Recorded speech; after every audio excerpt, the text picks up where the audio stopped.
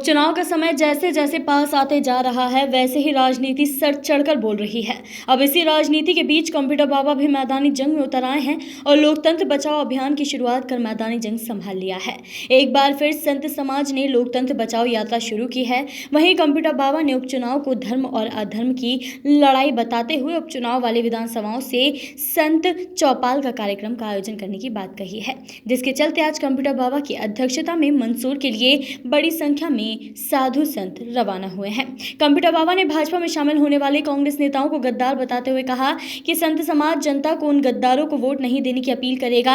हम किसी से नहीं कह रहे हैं कि कौन किसको वोट दे, जनता स्वतंत्र है। जनता को जिसको वोट देना है वह उसको वोट दे। पर इन 25 गद्दारों को जो शिवराज सरकार में मंत्री बन गए हैं, शिवराज की सरकार बनाई बिना किसी विधायकी के विधायक पद छोड़ने के बाद भी खरीद फरोख्त करके और इन्होंने समर्थन कराया।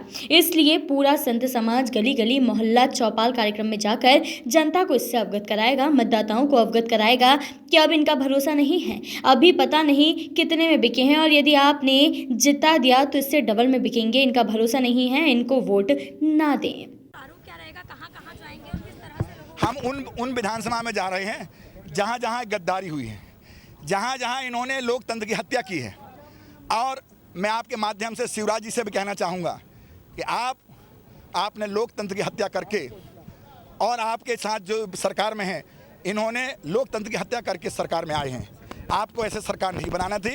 आपको जनता में विश्वास नहीं था।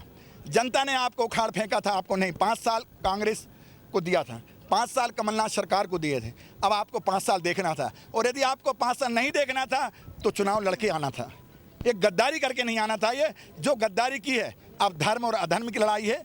अब उस पर हम लोग सभी लोग जा रहे हैं। धन्यवाद।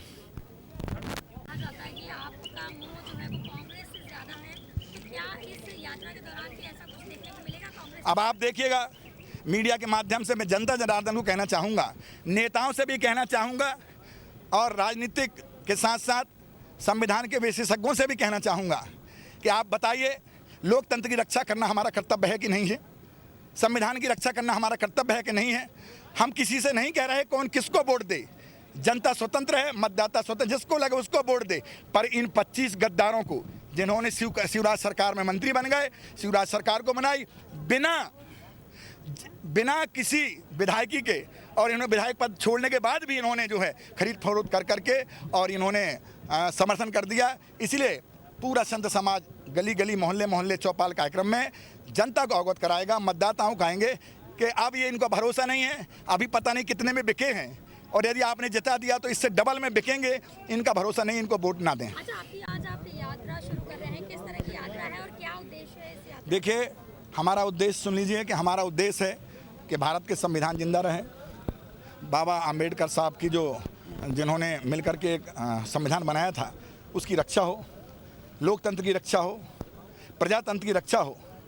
इसलिए पूरा संत समाज सैकड़ों की संख्या में निकला है, और 25 जिन्होंने गद्दारी की है, अपनी वोट को बेच दी है खरीद फरोख्त करके, और विधायक से इस्तीफा देकर के दूसरी सरकार में शामिल हो गए, जो जनता के साथ छल कर रहे हैं, जनता के साथ विरोध कर रहे हैं। पूरा जनता, संत समाज जनता के सामने अपनी बात रखेगा। यदि लोकतंत्र को बचाना है तो सभी को चाहिए कि गद्दारों को वोट ना दें। और अब धर्म और अधर्म की लड़ाई है।